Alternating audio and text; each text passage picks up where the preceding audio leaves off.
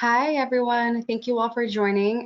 It's 2 o'clock on the dot here, so we're going to give folks another minute or two to log on. So it's time to get some water, get comfortable, and we'll be back in just 1 minute.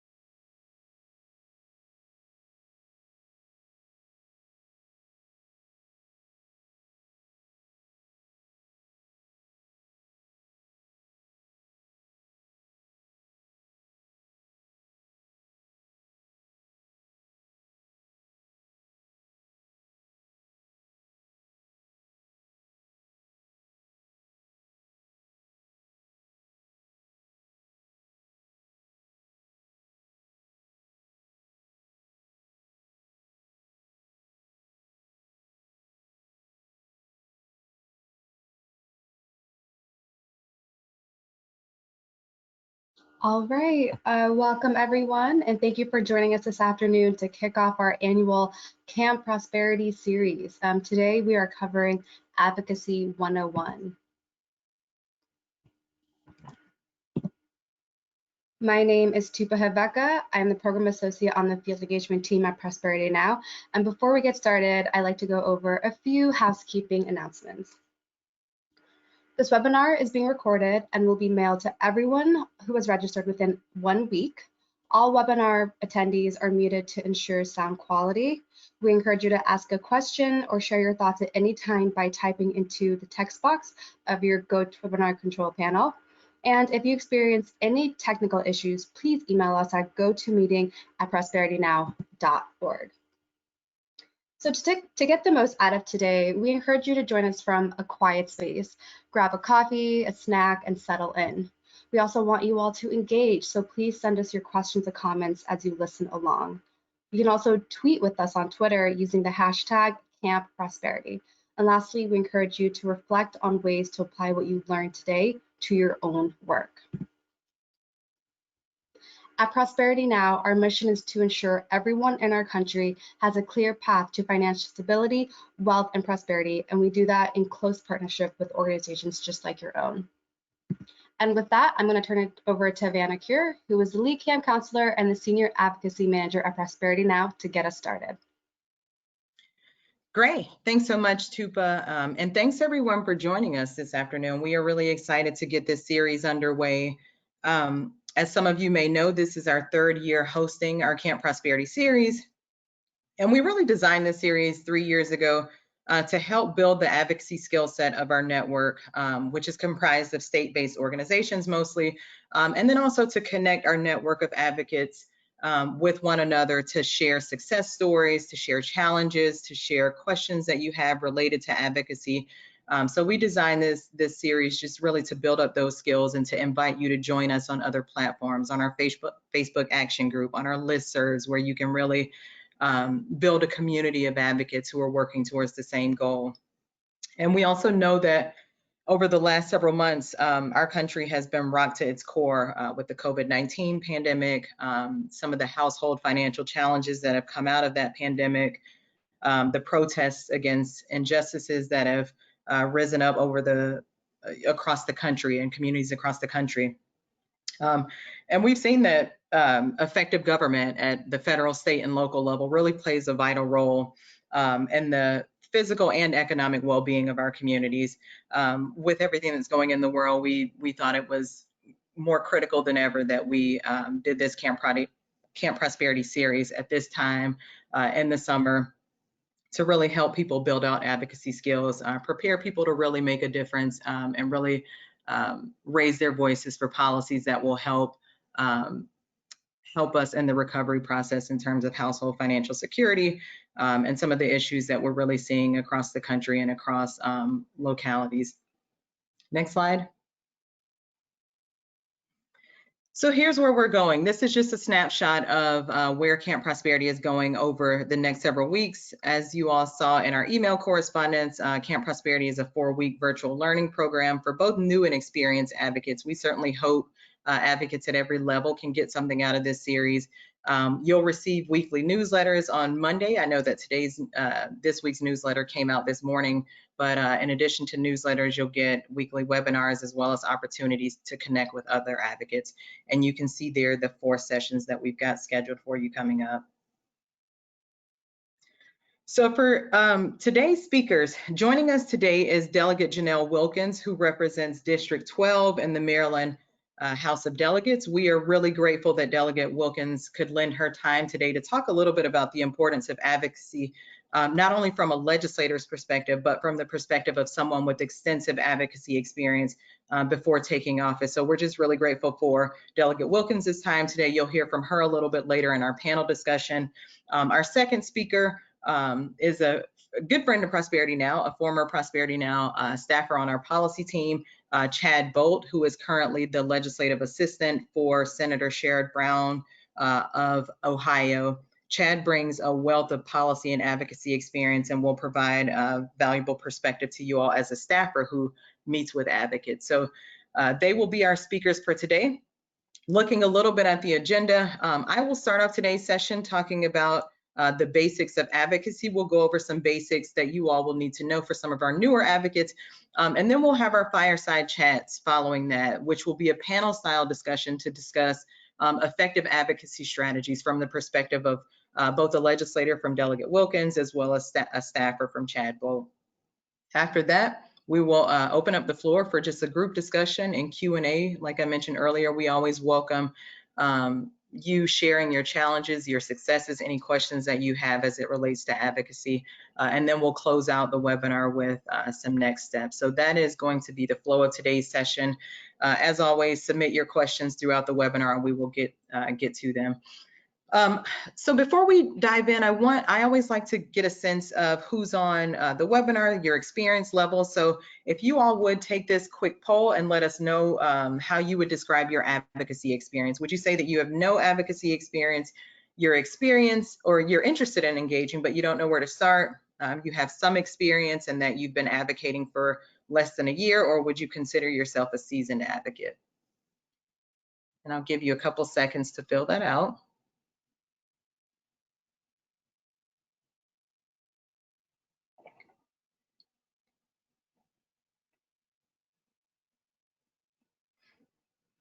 Okay.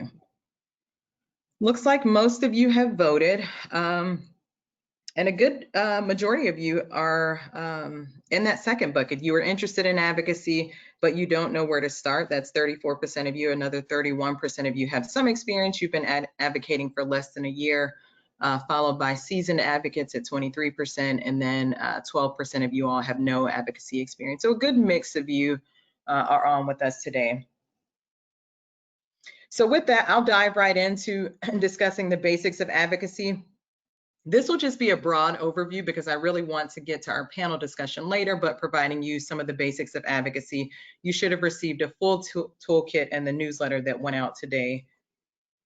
So I want to start when we talk about the basics of advocacy at what is advocacy. If you're going to engage in advocacy, it's critical to understand exactly what policy advocacy is. So this is a basic definition that we tend to use at Prosperity Now. Policy advocacy is the act of taking a position on an issue and sharing that position with someone who can do something about it to bring systematic, lasting policy change. And then in terms of advocacy and why we advocate, obviously, as I mentioned earlier, so much is going on in our country. It's critical for all of us to raise our voices and be a part of change and influence the process.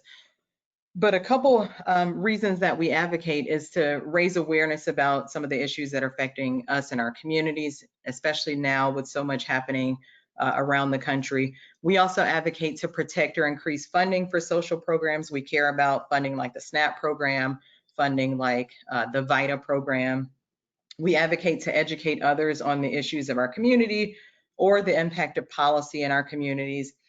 We also advocate to empower constituents to have a voice in the process, particularly direct advocates who advocate on behalf of their organizations, especially want to do so to empower constituents to have more of a voice. We also advocate to foster discussion among policymakers and among community coalitions. And then lastly, we advocate because it's really our duty to do so. Everyone is impacted by government policies, therefore everyone needs to have a say in the policy-making process. And so one of the concerns that Prosperity Now frequently hears from our state partners is that nonprofit organizations who deliver services or who mostly conduct research are not comfortable engaging in advocacy, number one. But secondly, and what we hear more often is that many of these organizations don't know that they can actually be advocates and advocate for policy change. But this is definitely a myth and couldn't be further from the truth. Nonprofit organizations can and should advocate for policy change, particularly in challenging political times such as these. Effective advocacy can bring about better outcomes for both individuals and communities that you serve. And here are just some of the things that nonprofits engaged in advocacy can do. Play a vital role in developing and implementing policy using some of the data and research that comes out of nonprofit organizations. You can also make connections between policymakers and their constituents, lifting up constituent voices by way of stories that are coming from the community, and then also educating lawmakers and the public about policy issues, having lawmakers visit your sites, visit your organizations, and really seeing how federal dollars are being put to work in the community. So these are just some ways that nonprofit organizations can be involved. We're actually going to do a webinar, our final webinar in this series, that talks about nonprofits engaging in advocacy. We'll go into a lot more detail on what nonprofits can and can't do in terms of advocacy. So definitely join us on our 4th webinar for more information on that. So types of advocacy. I want to go over this to make sure people have a good understanding of the different types of advocacy. The first is probably the most common, and that's legislative advocacy. It's the process by which elected officials introduce and pass legislation that becomes law. So your federal legislators, your state legislators, your school board, so on and so forth. The second type of advocacy is regulatory advocacy. Once a law is passed by a legislative body, the responsible agency will develop the rules and regulations to actually enforce that law. A good example of this would be the Dodd-Frank Act from a couple of years ago, which created the Consumer Financial Protection Bureau to be able to enforce the rules of that law. Another example is the USDA being the regulatory body that makes the rules that govern the SNAP program. The final type of advocacy being budgetary advocacy, which is the process of informing or influencing decisions about how public money will be allocated. And I wanted to show this slide because oftentimes people will have an issue that they want to address, but are unsure who they should be advocating to. Is it regulatory advocacy in that you need to submit a comment to the USDA, or is it budgetary advocacy where you need to submit an appropriations request? So I just want to make sure people are clear on the different types of advocacy and who needs to be influenced depending on what your goals are. And we can talk a little bit more about that if you all have additional questions on the different types. So how do you advocate for policy change? Another misconception when it comes to advocacy that we find is that folks think that there's a one-size-fits-all strategy for success. Advocacy looks different depending on your community, depending on your political landscape, depending on what you as an advocate are comfortable doing. Every community is different. But while you figure out what works for you and your strategy, these are just some things that you can do to get started, some initial steps to get started. The first being data and research. Every successful advocacy campaign is grounded in data. Data and research really help you make the case for policy change. After you've gathered data and research, focus on your message. What is it that you want to change? How can you get this message to resonate with both legislators and your community so that you can build awareness and build that grassroots support in the community? After that, focus on educating and engaging policymakers. There are some really easy ways that I'll share in a second how you can ways that you can engage your policymakers and other stakeholders. And then lastly, focus on building collective power in the community, building a stronger coalition to really help amplify your voice. So data and advocacy, and I'll go through these next slides pretty quickly because like I said, you can find these materials in our advocacy toolkit, which we're gonna share in just a second. But data and research, like I mentioned before, effective advocacy campaigns are grounded in data, historical data, contemporary data.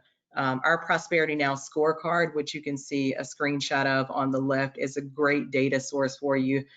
We have data on household financial security at the state level, as well as at the local level.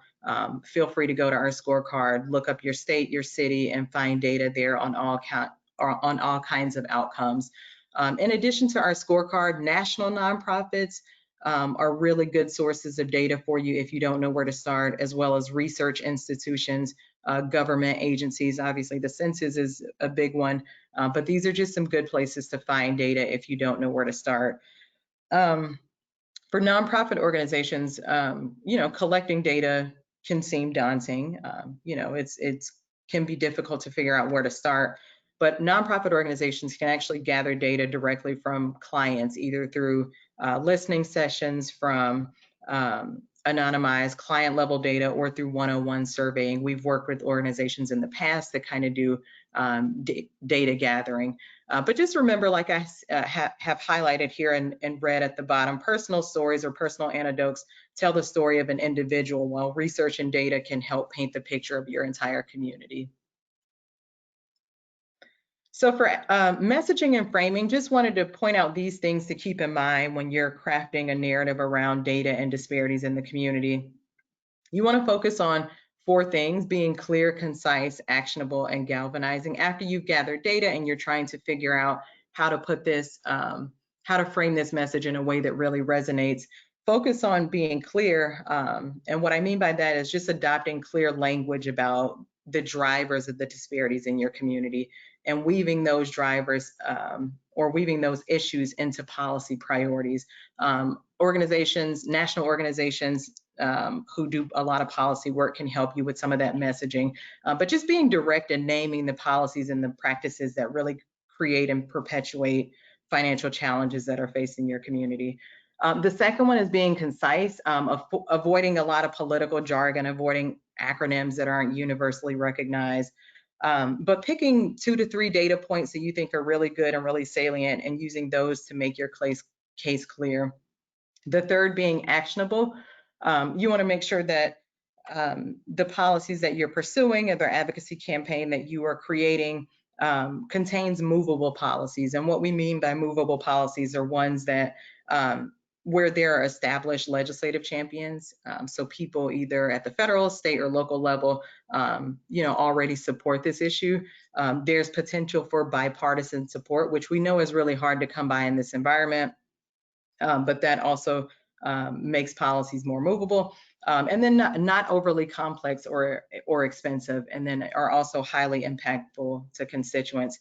And then finally, you want to make sure that your messaging is galvanizing. Messaging and framing is only as effective as its ability to get people moving, to get people excited, and to drive action. And so on the next slide here, just some quick ways that you can educate policymakers. We've got this in our advocacy toolkit, which should be shared out to you right now in the handouts. But hosting virtual events, we know that COVID-19 has really impacted our ability to meet in person. But hosting virtual events for policymakers, when it's safe to do so, inviting policymakers to your organization or site to learn about an issue, service, or program. Meeting in person, again, COVID-19 really impacts that, but making a phone call is effective as well. A low lift, but drafting a petition or a sign-on letter to express views on an issue and asking community members to sign on to that letter. And then participating in a town hall meeting. While most legislators, I'd imagine, are not having town hall meetings because of the pandemic, I'm sure they are still having telephone town hall meetings. Those are always good ways to raise issues to your legislator. And you can find out information about telephone town halls on a legislator's website. And then submitting comments or feedback on regulations as they're being developed are is another good strategy. This is by no means a comprehensive list of ways to engage policymakers, but just things that we pull from our advocacy toolkit. You can find more on the do's and don'ts, sort of, how to do a meeting with the legislator, some do's and don'ts, how to make a phone call, how to attend a town hall meeting. We have all those good resources in our advocacy toolkit, which I invite you to take a look at on your own time. I also wanted to, if you all want a quick and easy way to get started in advocacy, I would encourage everyone who hears me, who is on this webinar, to visit our Prosperity Now Advocacy Center. We're going to share that with you right now in the comments box or in the chat box. Feel free to sign up for this. It's free. It's online. You can do anything from our Prosperity Now Advocacy Center. You can email your legislator, you can call your legislator, you can tweet at them on social media, you can schedule a meeting, you can sign petitions, all of that good stuff, just easy ways to get involved in advocacy. All you have to do is just fill in your contact information. It pulls up all of your federal and your state legislators, and you can engage them right from our website. So I encourage you all to join our Advocacy Center right now as we're sending out that link. And then lastly, one of the most effective ways to amplify your voice and your impact is to join or either build a strong and diverse and engaged community partnership. It's one thing to be a single advocate, doing the work on your own. That's a quick way to get burnt out. So we encourage you all, if you are not a part of a coalition, to seek them out in your community. These are just some of the things that coalitions can be helpful with, mobilizing stakeholders, mobilizing the community to share stories and advocate. Further educating the public about the legislative process through coalition meetings and events in the community, introducing constituents to legislators who represent them. Coalitions can be helpful with getting community members to testify during hearings. And then lastly, holding advocacy days to train coalition members and stakeholders on basic advocacy skills. And I know I keep plugging our advocacy toolkit, but that's also a great resource for your advocacy days. We have some great one-pagers in there that can be helpful for you as you think about training others to do advocacy. And then the last thing that I want to mention is just fatigue. This year has been exhausting for all of us, I'm sure. Things that happened in February now seem like they happened 5 years ago. And so advocacy is certainly not exempt from being a cause of some of this fatigue that we're all feeling. But just a couple things to remember when it comes to advocacy. And the first is that you're in it for the long haul. Advocacy is a process. It's not something that just happens one time and you're going to get change and we're going to celebrate. But just keep in mind that policy wins rarely happen overnight. And it's going to require perseverance, incremental changes, celebrating these small incremental wins. The second thing is revisiting your why frequently to ensure that your message and framing continue to resonate with stakeholders and legislators.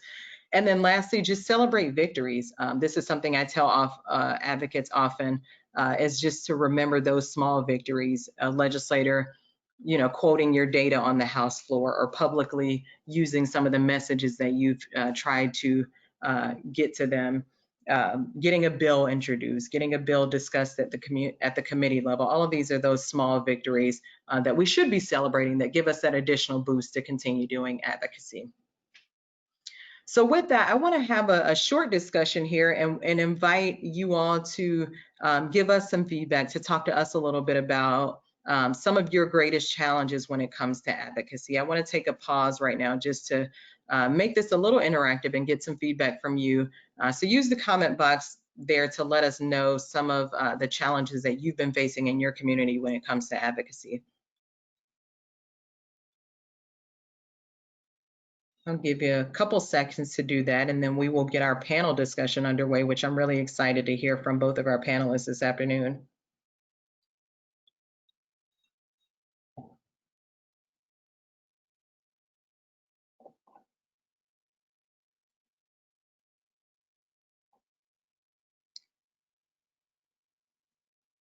I'm seeing here comments on making the time as a small nonprofit. That is certainly something that we hear often. And I will encourage you to use our Advocacy Center for a quick and easy way to take advocacy actions and get involved.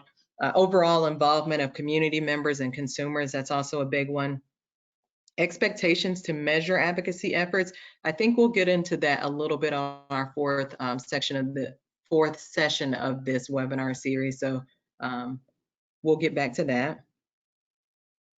How do you get the people to take concern seriously enough to take action? That's also a big one. And that has a lot to do with the framing and messaging. Is it a galvanizing message? Is it, is it urgent enough to make people want to take action?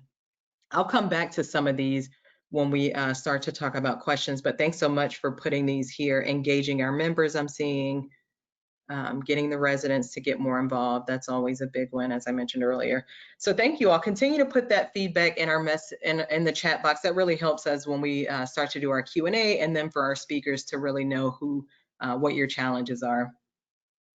So I'm going to ask for you all to be engaged a little bit more. Another second and final poll question for you, just to get a sense of some of the experience out there. What type of advocacy do you all engage in most often? Do you engage in federal, state, local, or no advocacy experience? So let us know here.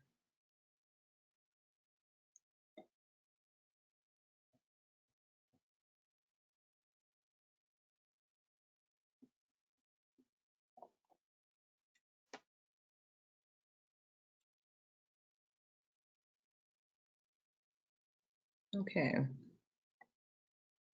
Looks like we have a good number of people who have voted.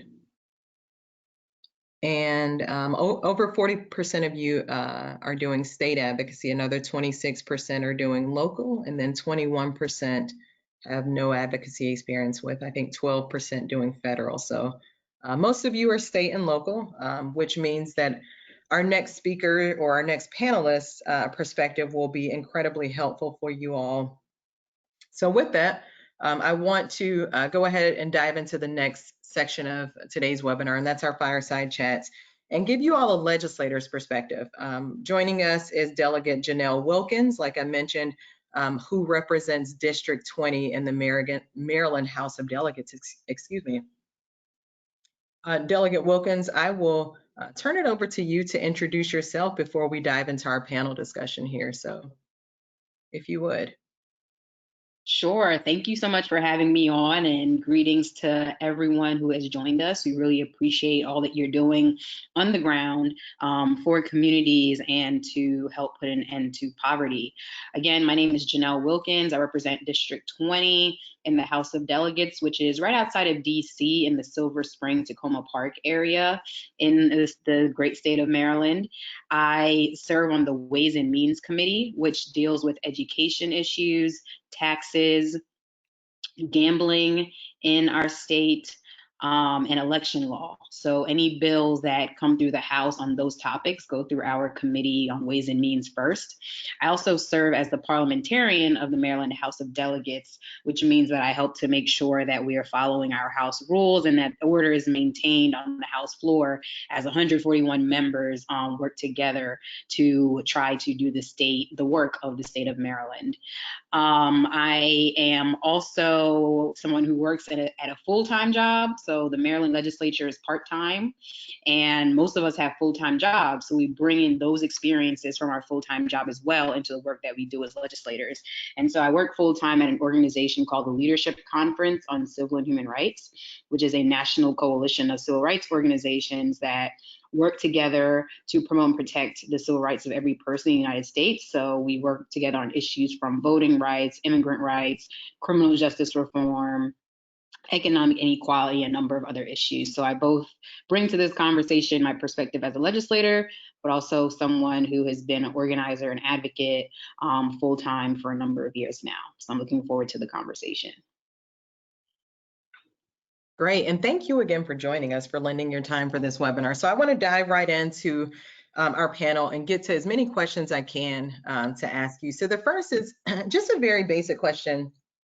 For starters, could you just walk us through the legislative process at the state level, and then talk a little bit about the best times for advocates to influence that process?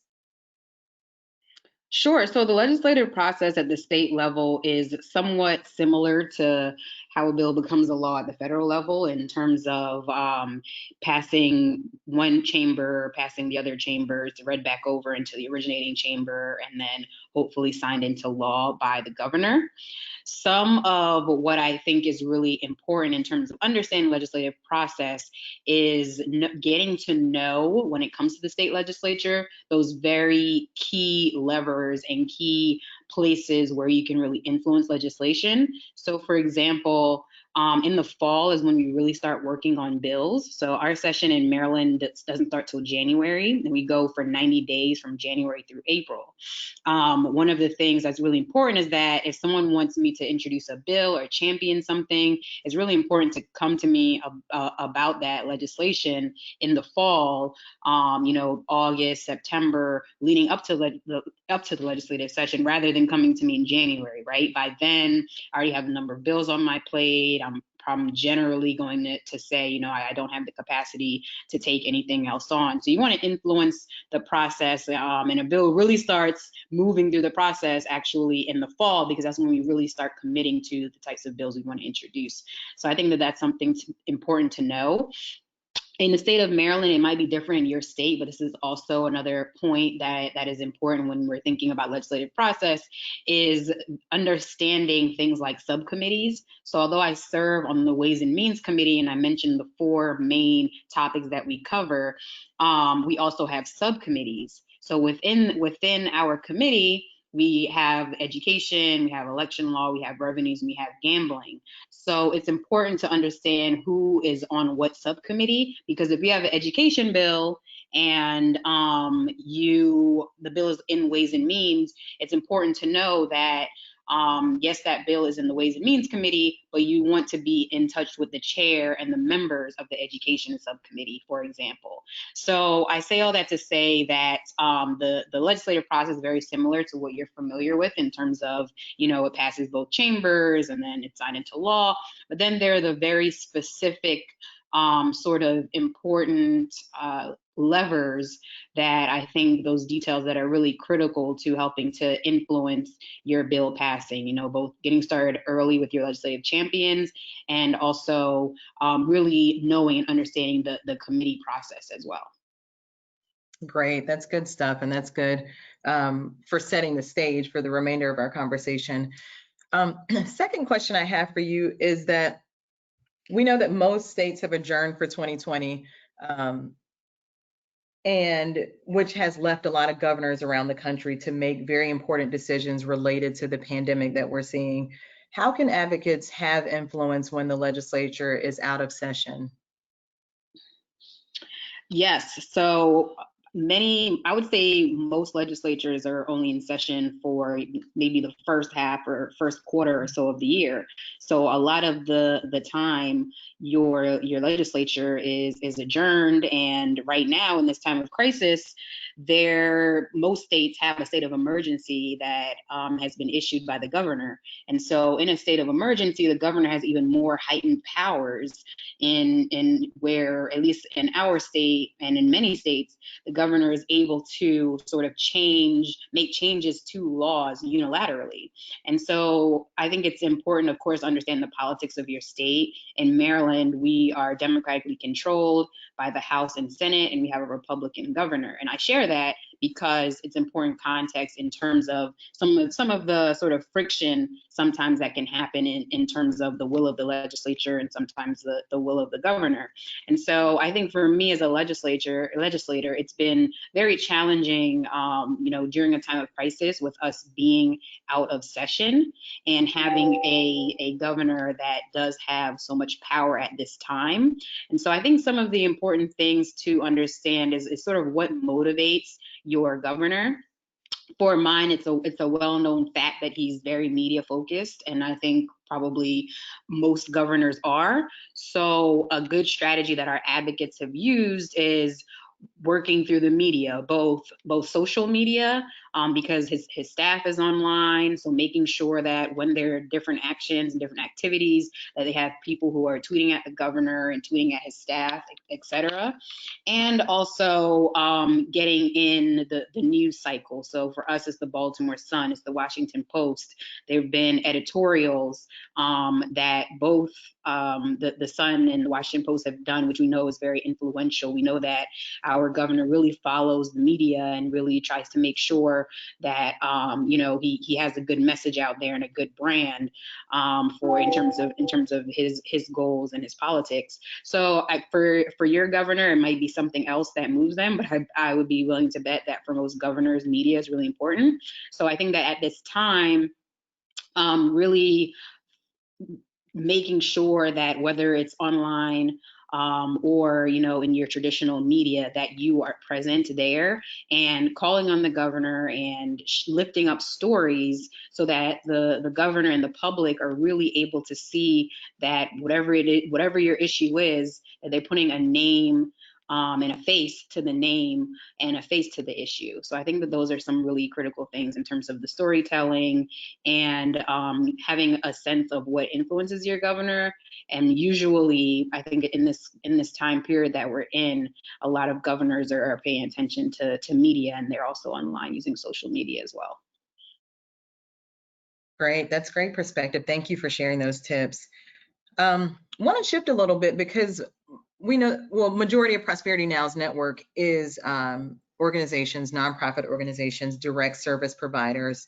And I want to know from you as a legislator, what perspective or why is the perspective of direct service provider so valuable to you?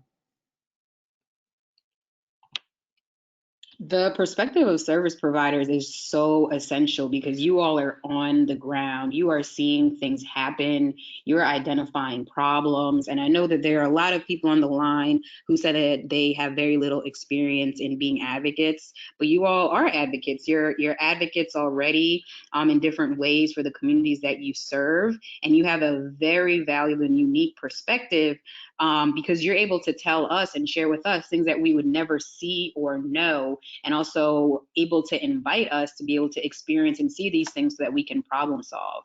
So I always enjoy working with direct service providers because you all know and understand the specific issues and specific problems and are so critical to be at the table and helping chart out the solutions. So I think, for example, I've done a couple of food distributions during this crisis in my district, and I was invited out by a few service providers to, they were able to get food donated and we're handing them out.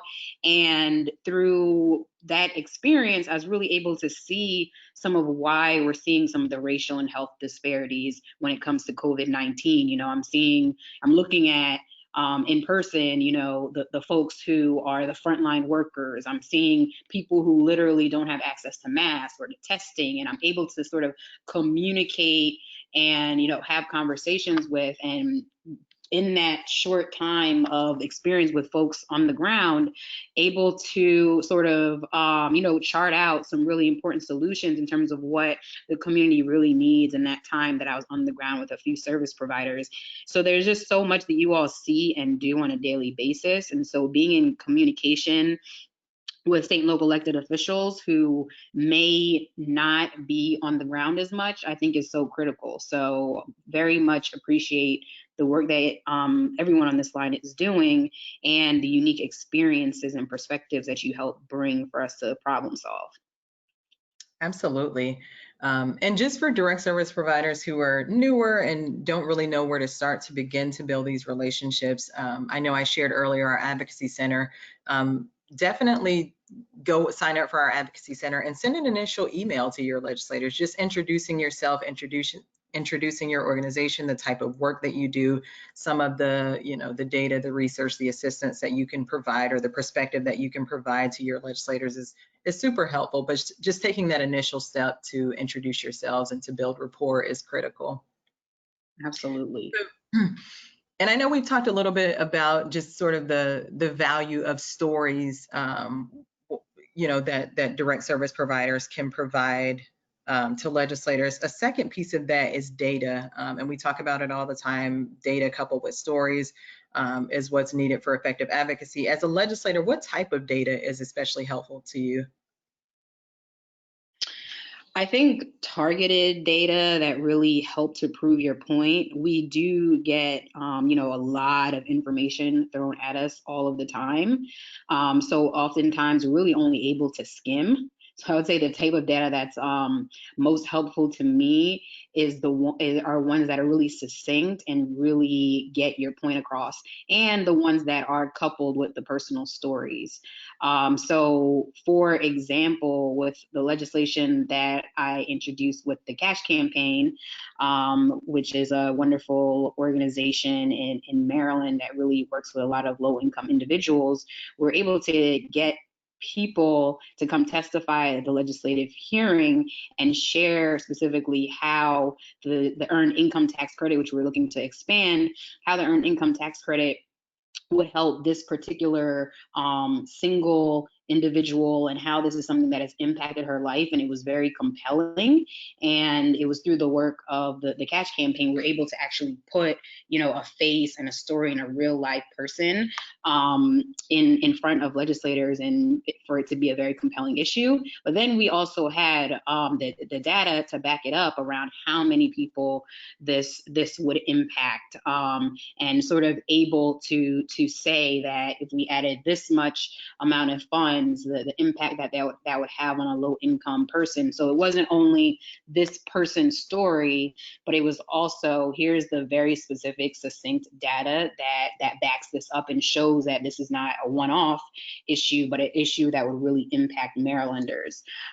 So I think that the data coupled with the stories, but also I know that we all sometimes want to show a whole lot of data points, but I think as much as possible figuring out which ones are the most compelling, the most important, the most relevant, and sort of packaging that for your legislator in an easy to digest way, because we just have so much information that is thrown at us on a daily basis. Great, thank you for that, for your honesty on that. I heard you sipping water a moment ago, so I want to give you a second to catch your breath. I know I've been throwing questions at you left and right. But I know that another big piece of feedback that I tend to get from our network is just sort of, am I doing this right? Like, how can I be more successful as an advocate? And like I mentioned earlier, there's really no just sort of one size fits all way to do advocacy that gets you success or gets you the outcomes that you're looking for. But from your perspective, Delegate Wilkins, thinking about some of the most effective constituent meetings that you've had, what stood out to you most about those meetings in terms of what the constituents did well in them? Sure, that's a great question. I think the things that stuck out to me the most is definitely one, the constituent or the advocacy group having done some research or just a little bit of homework to understand where I am or where I might be on the issue. I'm definitely a legislator who is very clear about, I support it, I don't support it, I have questions. Not every legislator is like that. Some just like to just take in the information and listen, and they might not say where they are. But for me, sometimes I'll just let everyone know I'm definitely someone who's more on the progressive side. So depending on what the issue is, you probably have an idea of where I'm going to be on it. So for those types of meetings, let's say it is something like the earned income tax credit and expanding the earned income tax credit. That's going to be something where a constituent probably doesn't have to spend 20 minutes in the meeting explaining it to me and why I should support and all of these things, right? Because they maybe would have seen that I've introduced legislation on this before, so I probably support it, just based on my voting record or my stance on different issues, probably something that I support. So perhaps the more effective use of the meeting is to spend that time, maybe a quick overview of the issue and what the constituent is seeking, but having more of a strategic conversation with me about, how can we get this passed? Why hasn't it passed? What do I know about why it hasn't been able to pass in recent legislative sessions? And having maybe more of a strategic conversation around it, and what other members you should talk with, and so on and so forth. So I think that it's important before going into the meeting to have that prep so that you can get the best out of the meeting, because again, for a topic like that, I probably don't need too much convincing, but I might be able to have a strategic conversation with you about, here are some important levers, here are other members maybe we should talk with in order to get this passed, and so on and so forth. I think that type of background and figuring out who your champions are, who are your people that you really will need to convince. I think it's important to know that there are different types of meetings depending on where the legislator might be on the issue. So when a constituent, shows up around an issue and they're like, we know you're on top of this, and has that more strategic conversation with me, I think that is definitely something that has stuck out as being effective. And the other thing that I'll mention is constituents who come in coalition, meaning that an organization might come together with other organizations to have a lobby day, so that there are a number of constituents who are in the room, or they'll partner with maybe a more experienced advocacy organization who sort of maybe understands more of, the inner workings of the legislature. I definitely encourage everyone to, as much as possible, work in coalition, work with other organizations so that you build your power. And especially if you're an organization that hasn't advocated as much, partnering with a group that has really can help you to kind of grow your sea legs and get to know some of the inner workings of your legislature as well. So I'd say the coalition aspect and the lobby days have been really effective tools, because when I have like 5 or 6 constituents, or even 2 or 3 constituents who come to meet with me about a topic, it's definitely something that I notice, and I want to make sure that I'm responsive to them when I see that there are multiple constituents who are reaching out to me about a topic. Great, thank you for those tips. And then one final question. I know we're running out of time here for your panel discussion, but one final question that I had here, number 6, is that something that we also hear a lot from advocates who were in progressive states, and I know that you've identified yourself as a progressive, is that, my member already agrees with me, like what more can I do when my member agrees with me? So how can advocates who share your stance on issues still be effective? That's a great question. That's one that my constituents are always challenged with, because usually we're already on the same page. So they're like, they're wanting to advocate, but oftentimes they don't have to convince me as much. So one of the things that my colleagues and I suggest to our constituents is to usually residents know someone else in another district or another part of the state. So we have this informal sort of, adopt a constituent, in terms of encouraging our residents to reach out to their friends, especially those who are in places where their members need to hear from them, and helping their friend to reach out about the issue to their own elected official. I think that, again, as an advocate, that's where the coalition aspect comes in. Maybe the member that you work with the most is a champion on the issue, but perhaps while you're working in coalition, there are other roles and other ways that you can be helpful. Maybe your member's already on board, but you might be the person that's helping to identify the stories and identify folks on the ground who can help lift up the message. So I think that that's why the coalition aspect is also so important, because where you may not have to do as much work with the members you work with, there might be other roles for you to play as well in terms of the overall strategy. Great. Delegate Wilkins, thank you so much for joining us. Lots of very helpful, insightful information in that panel discussion. I know you're going to stick around for some questions later, but thanks so much for sharing your perspective there. No problem. Thank you. So I want to turn it over now to do the second piece of our panel discussion, a staffer's perspective. More than likely, if you're engaged in federal advocacy, which I believe about 10% of you were earlier, you know how important it is to establish rapport with a member's legislative staff.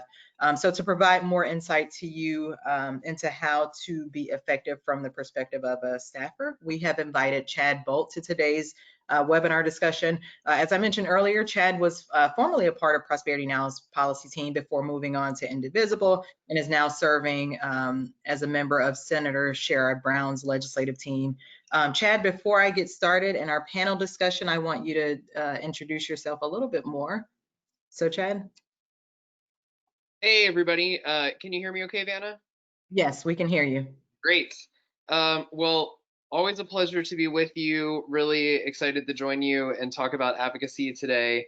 Like Vanna said, I'm now in my second stint in the Senate. From 2013 to 2016, I worked for Senator Barbara Mikulski from Maryland before she retired, and then joined the Prosperity Now team for a bit after that, before I went to Indivisible, and now I'm back in the Senate with Senator Brown. So I've sat on both sides of the advocacy table, and would like to think that after all of those experiences, I've got some insight to share. So excited to talk with you today, and Vanna, thanks for having me. Of course, thank you for joining us. So let's dive right in. And before we do, I do also want to encourage folks who are on, our attendees, to use Twitter. Anything that you're hearing that Delegate Wilkins has mentioned, that Chad has mentioned, feel free to use the hashtag Camp Prosperity to get the conversation going on Twitter.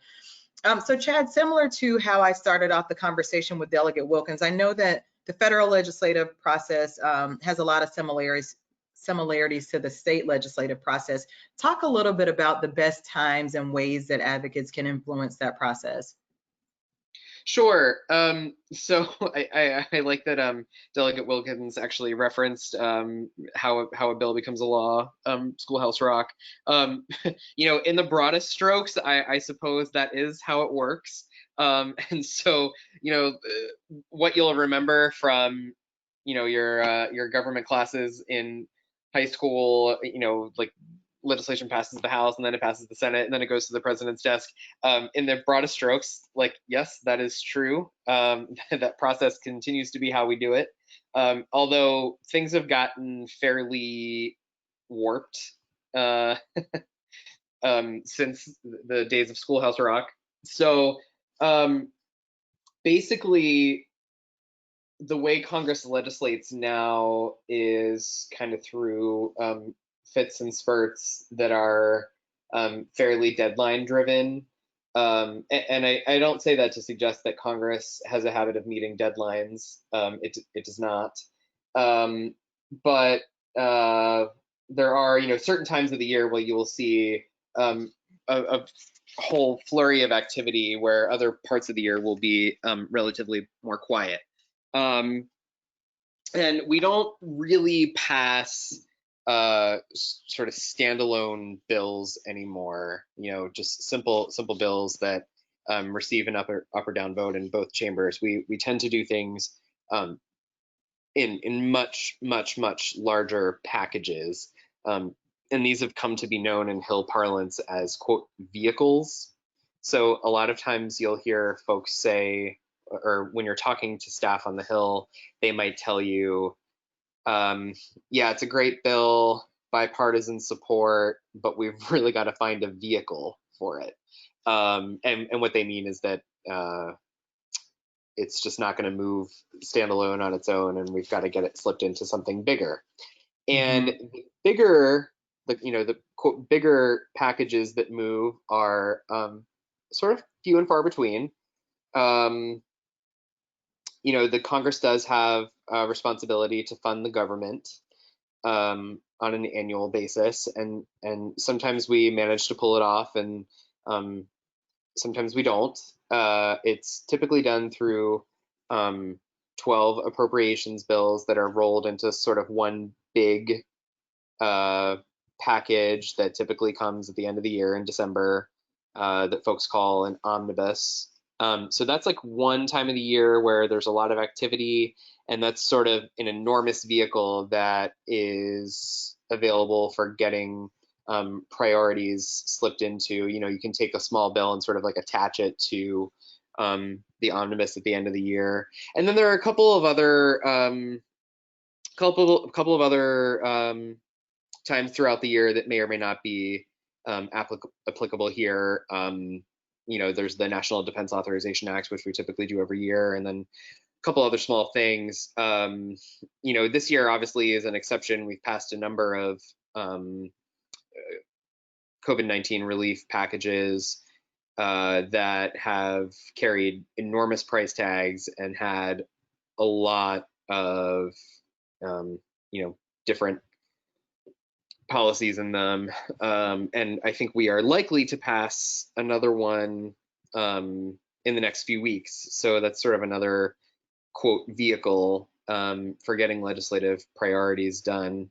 But I've probably already given you way too much that. So let me leave it there for that question and see what else you got, Vanna. Yeah, that was a good overview. Second question that I have goes back to folks just not really knowing what exactly works when it comes to advocacy. So I wanted to get your perspective as a staffer. What have you found to be the most and least helpful in terms of constituent advocacy? Yeah, well, the key word there, I'm so glad you said constituent advocacy, because really what a key concept there is the word constituent. You do want to be talking to members that represent you, of whom you're a constituent. So if you're a direct service provider, I think you want, and let's say you're talking to a member of the House and your organization is not in that House district, but maybe you serve people who are in that House district. You want to see if you can find, you know, clients or staff to join you at a meeting that is a constituent of that member, just so that they can feel like there is a direct connection to their district. Out of district and out of state advocacy is not as effective as you know, going to your own member that represents you. So that's really a key thing to consider at the outset. Other forms of really effective advocacy, I think, is and I think I heard Delegate Wilkins mention this too, is just when the folks who are coming in for meetings, you know, when the organization has has done a little bit of homework ahead of time, and so that they can connect whatever ask they're making to something that the elected official is working on. Try and, you know, underscore as much as you can to whatever degree there's overlap in the elected official's priorities with your priorities, so that they can feel that, like, if they're responsive to your ask, that it sort of makes sense in their larger agenda as a member. And then bringing stories, I know, is something that's already been mentioned here, but is also something very useful, so that the staffer, you know, in cases where you have a meeting at the staff level, where the staff can actually provide a concrete example of how whatever you're asking for affects the life of a real live person, in a real life constituent in the member's district, and talk to their boss about it. So I hate to sound like it's incumbent upon organizations and advocates to make the staffer's job a little easier, but I guess it's easy for me to say that as a staffer, but that sort of is part of what's going on when you ask for a Hill meeting. You know, you want to make it easy for the staffer and relevant for the staffer to talk with the elected official whenever they have time about whatever it is you ask them to do. And also note, this is particularly true on the House side, that staffers have enormous portfolios. You know, you could be, if you're meeting with somebody about a tax issue, for example, they could be the tax staffer in addition to being the healthcare, agriculture, immigration, and education staffer. So providing specific examples and specific data points as to the ask you're making is really, really helpful to that staffer. Perfect. And we always encourage people to go in with one ask, two at most, because we know that your portfolios are large and we really want to keep things focused and keep the ask concise. And I'm going to ask you a little bit later about what the process looks like post-meeting, sort of that conversation between you and a legislator and how things sort of push along. But the next question I have for you is, we know that we're in the middle of a pandemic. We are in the age of social distancing. How are you all handling meetings right now? I was initially wanting to know what the typical face-to-face meeting looks like, but those probably aren't happening. So I wanted to get a sense of what meetings are like these days. Yeah, well, maybe I'll try and quickly cover both, just in the hopes that eventually we one day do have face-to-face meetings again. I mean, I will say right now, there's offices are not handling it in a uniform way necessarily.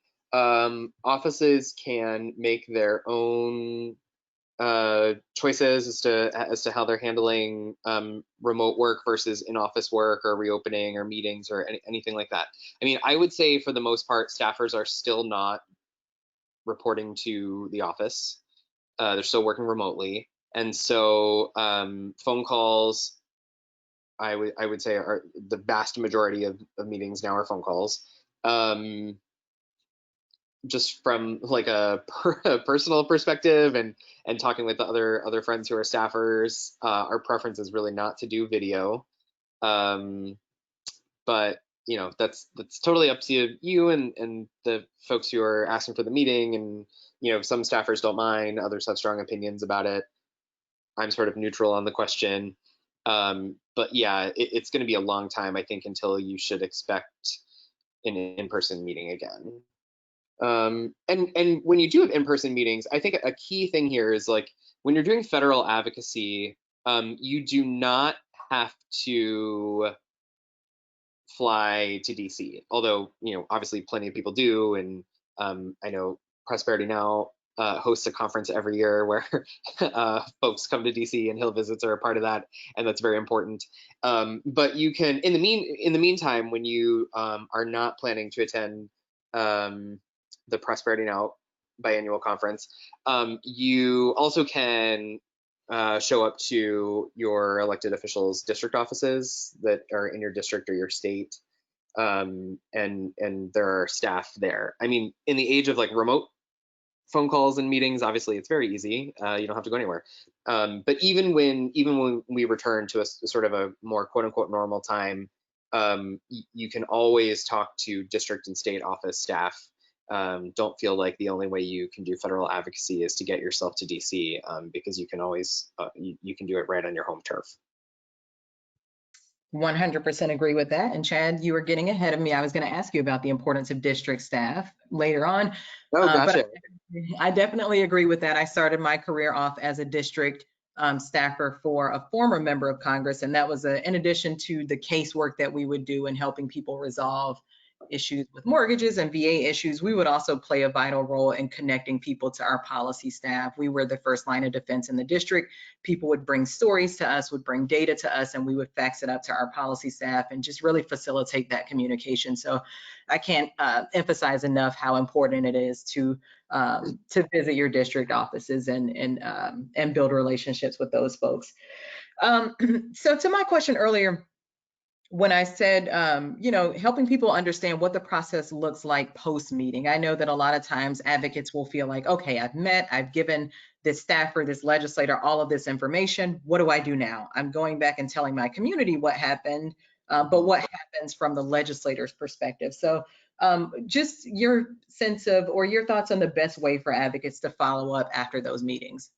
Yeah, and this is something that I found my first time around on the Hill, and it's just as true now my second time around, is that so many times I'll have a meeting with folks in the office, and I'll make a point to make sure they have my business card so they know how to get in touch with me, and then I just never hear from folks. And in some ways I totally get it. For a lot of people, advocacy is not their full-time gig. Even if you are you know, a lot of folks are you know, running their own business, or you know, just they have a full-time job that isn't advocacy. And the same is true for direct service providers. Maybe advocacy is just something that you try and, you know, squeeze in, you know, 20% of your time or something like that. So I totally get that.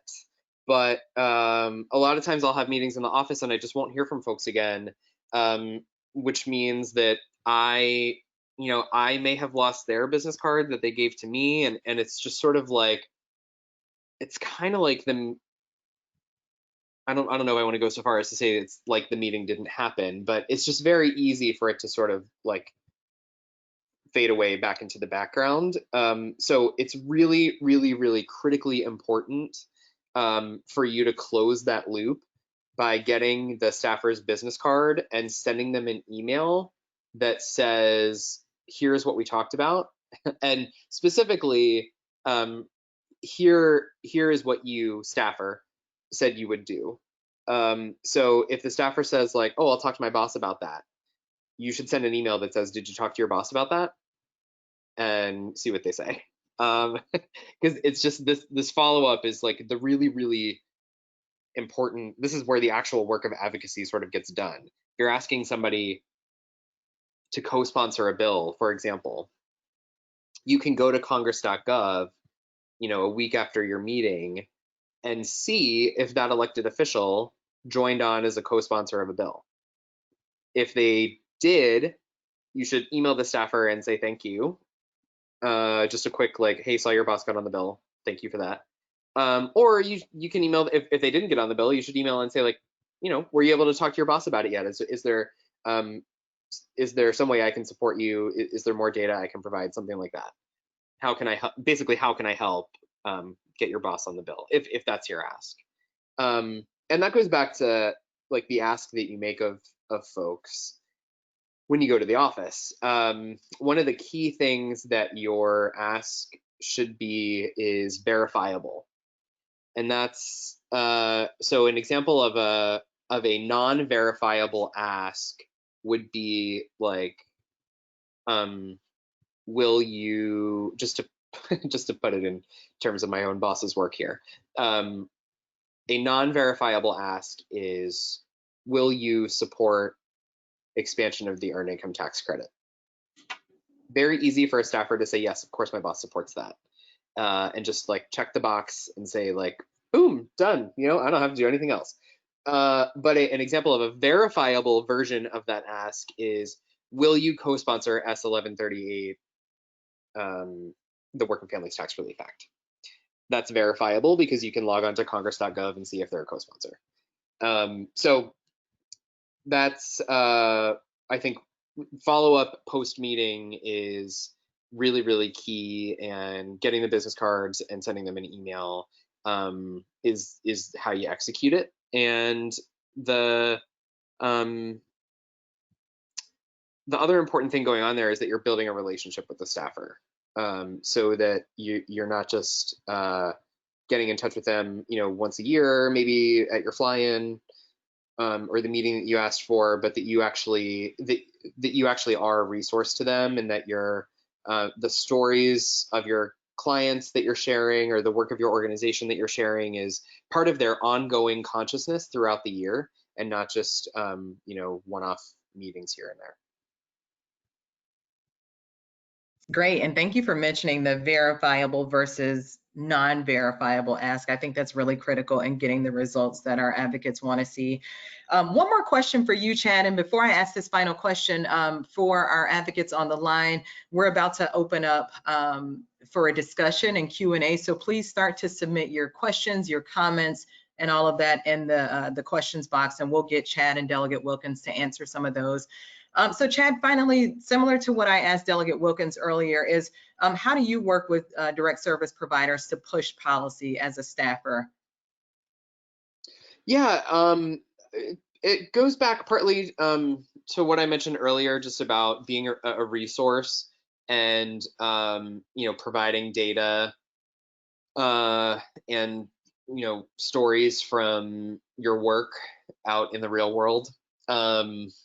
Sometimes it can be you'd really like a colleague to get their boss signed on as a co-sponsor to a bill, and you need some data that might be persuasive to that office, or your boss is going to the Senate floor to give a speech about something, and you'd really like a concrete example and a story from the real world as to the difference that X policy would make.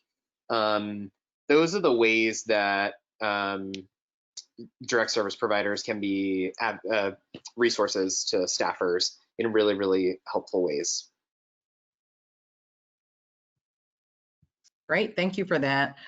So like I mentioned just a moment ago, we want to open up the floor to you as our advocates to make sure that any additional questions that you all have for Delegate Wilkins or Chad, we can answer them. So at this time, we are going to begin our Q&A portion for the next few minutes. So submit your questions, submit your challenges, your success stories, your comments, and we'll read those aloud. The first question that I have here, I can't see who it's from, but it's what are the quickest and most effective ways to stay current on what's going on, especially with legislators? So Chad or Delegate Wilkins, maybe your website or other resources that you know of where advocates can stay up to date on what's happening. I would say Twitter, in the context of, at least in Maryland, there's a lot going on Twitter. So following your legislators, following media outlets on Twitter, following organizations that are very active with the legislature. And also there are actually blogs and smaller newspapers that really stay up to date. And sometimes I find out what's going on from them. So I think that social media is just moving very quickly. By the time I type up a newsletter, I've already talked about the issues and the events and things like that on my Twitter probably, and various blogs as well that are providing up-to-date news. Certainly are two places where I'd encourage folks to make sure they're tuned in. Good stuff. Chad, anything to add there? Totally agree with that. And I would add subscribing to the elected officials' newsletters. They are certainly not a source of news, but they can at least help you keep up with whatever the elected official thinks is important for them to share. And it could be that by subscribing to their newsletter, you find out that you've got an overlapping priority, or that you're both working towards the same thing, and there might be opportunities for ways that you can work together. Perfect. And one thing I'll add to that as well, this may be on the wonkier side of things in terms of keeping up with what's going on, but congress.gov will give you a sense of bills that have been passed or bills that are being considered, as well as the state legislature's website. So those are also two resources. And then national organizations like Prosperity Now, I'll plug us again, signing up for our advocacy campaigns will keep you up to date on policies that we are specifically tracking and where those things are. We put out blogs that kind of explains the issues in an easily digestible way.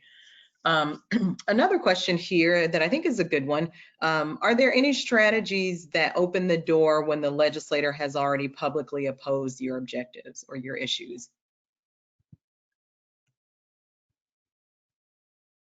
Any thoughts there? Yes, the best strategy, I think, is hearing from constituents and having a flood of emails, calls. The best strategy is pressure from constituents. I think it's important that the legislator knows and feels like they are not in lockstep with their constituents and could face some consequences and blowback. That is often a very motivating factor. So I would say hearing directly from constituents, and then if you are able to dig deeper and have some type of connection to the legislator, perhaps that they're very good friends with a colleague who's a champion, and that champion might be willing to talk with the legislator, or there's some other kind of connection that you have that can sometimes be helpful. But I think what's usually most important is that the legislator is hearing from their constituents and feeling some pressure around the issue. Yeah, I was gonna say basically exactly the same thing. You know, make them say it to your face. You know, low effort activities, like sending a tweet or you know, something like that are less impactful than high effort activities like showing up to a district office, or you know, like finding the elected official when they're back home in the state. Again, this is like not, I guess, suppose not as applicable during a pandemic, but you know, whenever we return to having public events at some point in the future and elected officials show up to them, you know, making them tell you no to your face is always way harder when you've shown up in person, versus sort of like when you're just typing at your keyboard. And Chad just reminded me, if I can just add really quickly, that even in some of these Zoom conversations, I've seen constituents join these virtual events and ask questions in the chat around an issue or push a legislator in the comments and in the questions. So I think that in this remote time period, that can also be a way to add pressure and let the legislator or elected official know that there are constituents and folks who are tuning in, who are paying attention, who are not happy with their positions. Absolutely. Thank you for flagging that. Another question here that I'm going to ask it, but I also want to make a comment first. I've seen a couple people talking about advocacy versus lobbying in the comments. As I mentioned earlier, we'll talk a lot more about that in our final webinar on sort of what nonprofits can and can't do. But I wanted to just kind of throw it out there, the difference between advocacy and lobbying. Lobbying is talking to a specific legislator about a specific bill. So I am talking to Delegate Wilkins about House Bill 312. Whereas advocacy is, you can still be talking to a legislator, but you're talking more broadly about an issue of homelessness. So it doesn't involve a specific bill that you want them to pass, or you're talking to your community about House Bill 312. So lobbying, you know, two things must be true for it to be considered lobbying. You're talking specifically to a legislator and then specifically about a particular bill. So I wanted to just make sure I took the time to differentiate between the two, because people often get them confused, so on and so forth. But again, we'll talk more about that in our final webinar on nonprofit or advocacy limits for nonprofits. So another question that we have here, I'm going to try to ask it because several people have asked it or brought it up one way or another, but this idea that the voice of the advocate has been lost. And it's a very real question, especially one when you look at sort of our political system and where things are, people feeling like the voice of the advocate has somehow been lost and that, you know, other entities really influence the legislative process. I wanted to get your thoughts, your feedback on what you would say to advocates who are just exhausted and fatigued and feel like their voices have been lost. Any thoughts there?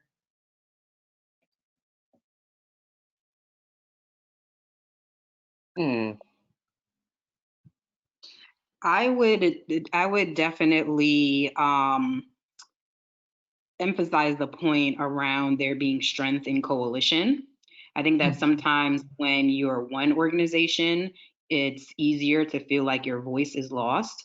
But when you get together with similarly minded organizations across the state or across a jurisdiction, and you all come together around an issue or strategize around an issue and you're in it together and developing, you know, creative advocacy strategies, I think that it strengthens the effort, and it can also make you feel sort of less hopeless or that you are not making progress on the issue. And I would also remind folks that most of the major pieces of legislation that have passed, I can say in Maryland, it has taken multiple legislative sessions. So draw on that for encouragement. Take a look at some of the big reforms that have taken place. There have been such common sense issues that have literally taken 10 years to pass, I know, in my state. So sort of find your strength and your hope as well in some of the historical victories and really keep pushing.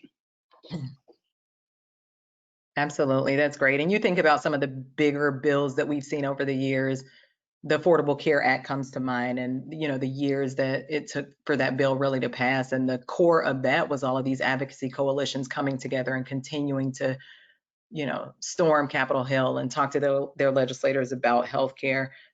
So really thinking about the time that it takes forming a coalition and using the power of your voices, but also, as I mentioned earlier, focusing on these incremental wins.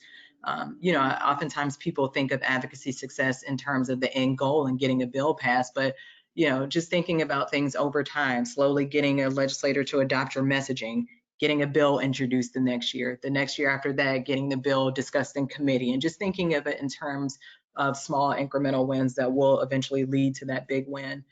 Chad, I don't know if you were going to chime in, but I have a bunch of questions here that I'm going to try to get through.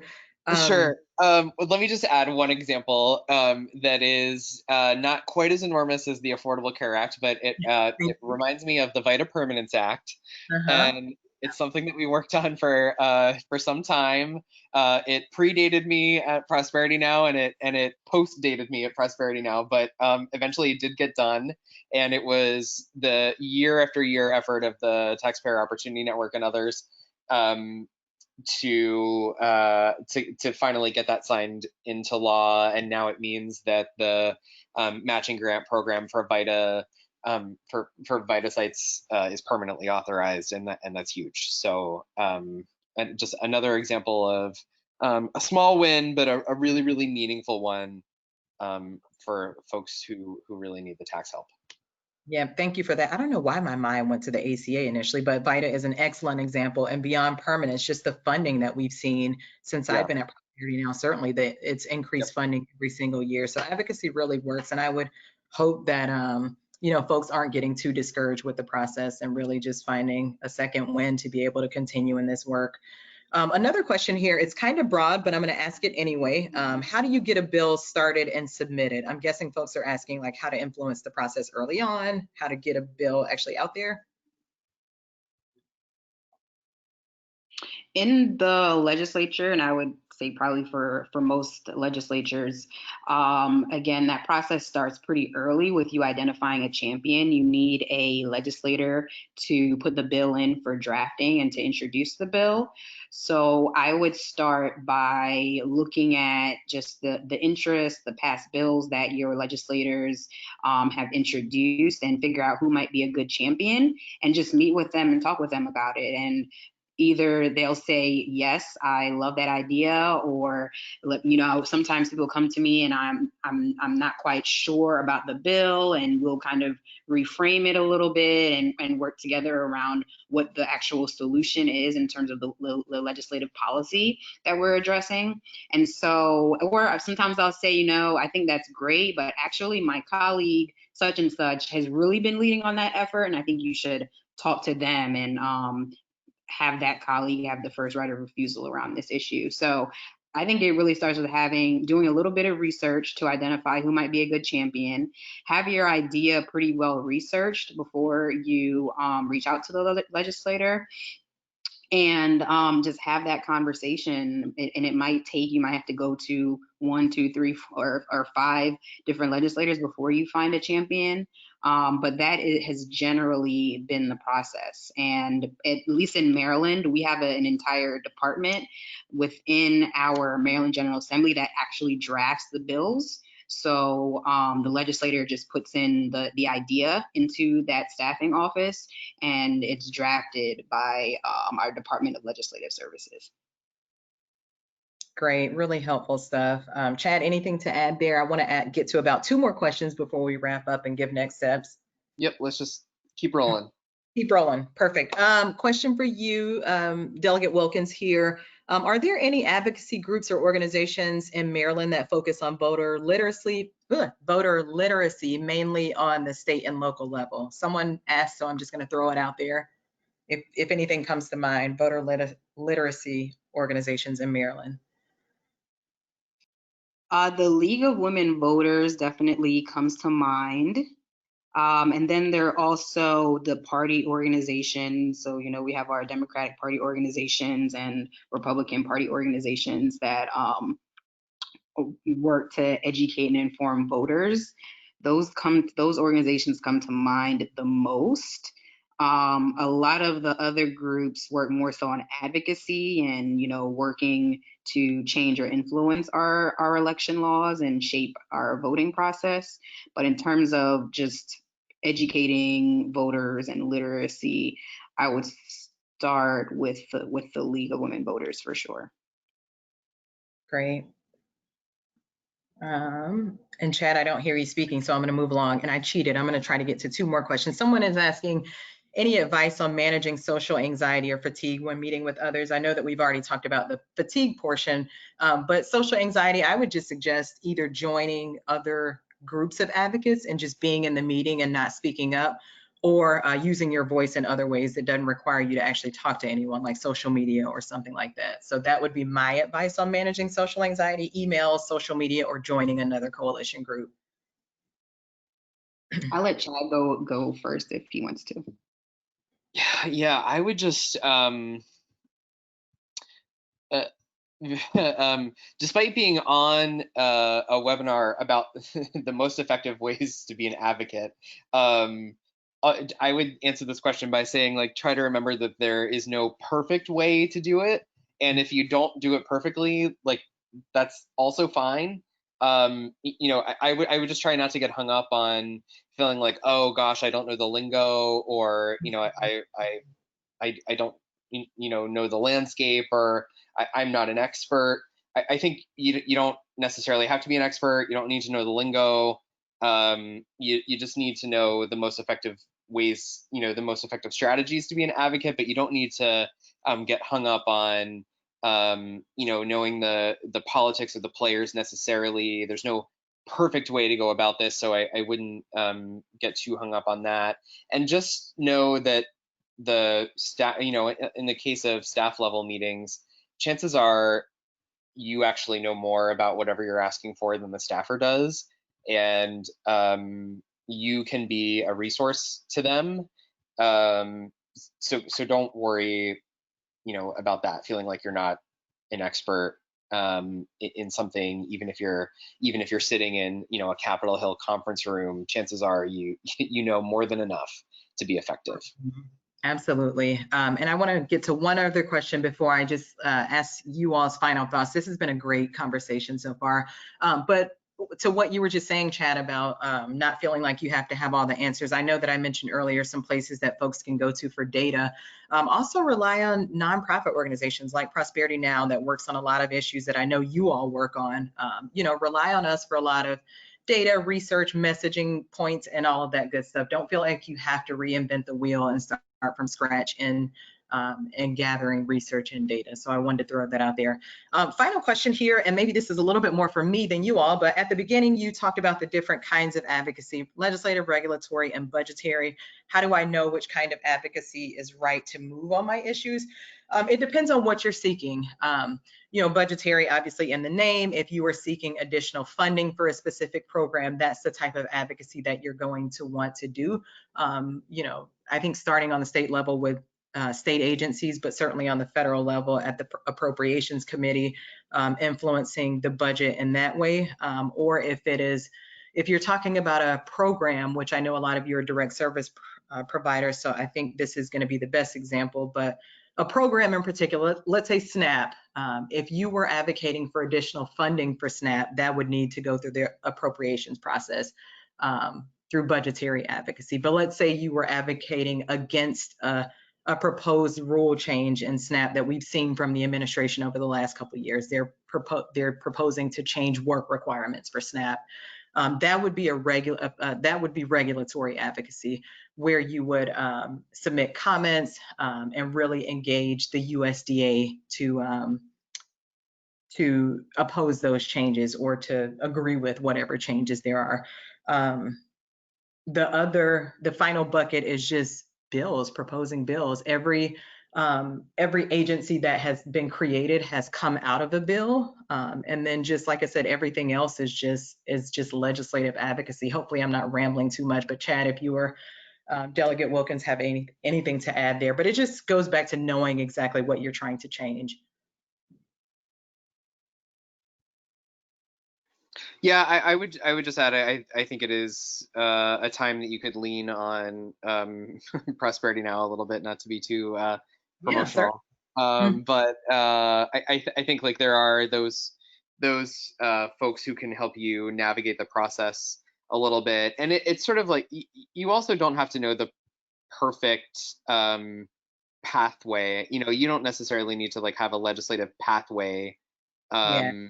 in mind when you ask for something. You know, it's like you maybe not even necessarily like you don't need to know. Earlier I mentioned the concept of vehicles. You know, that's sort of the staffer's job for them to navigate the legislative landscape and say this is important to my boss and we're going to find a vehicle for it. They're in a better position to do that than you, so you don't even necessarily need to know that. So it's okay to not have it's okay to know what's important and ask for it and not have sort of like all of the other questions answered firmly either. Perfect. Well, out of respect for everyone's time, I know that we are at 3:30 and the webinar is going to wrap up here now in a couple seconds. I wanted to provide you all with ways to stay in contact with Delegate Wilkins, with Chad and myself. You see their Twitter handles there. You see my email address. You can always respond to the email correspondence that you've gotten from Prosperity Now. But thanks again so much, Delegate Wilkins and Chad, for a great discussion this afternoon. I really think our attendees got a lot out of it. I certainly scribbled down a lot of notes here on my notepad. So thank you all so much.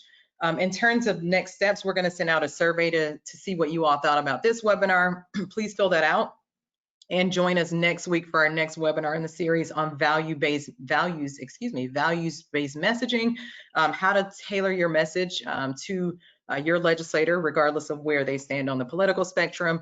Also invite you all to register for our 2020 Prosperity Summit, which is coming up in September. That will be virtual this year. Invite you all to join some of our Prosperity Now networks. I'm not going to go through this list here. And then join our campaigns as well, which you all have seen in the email correspondence that we've sent out to you all. So thanks so much to everyone for joining us. Delegate Wilkins, I wanted to give you and Chad an opportunity to give some final words. We're out of time, I won't do that, but feel free to continue our interactions and the conversation on Twitter. So thank you so much to our attendees for joining our first webinar. Thank you to Delegate Wilkins and Chad again so much for lending your time and expertise to this session this afternoon. So you all have a great day and we will see you on next Tuesday.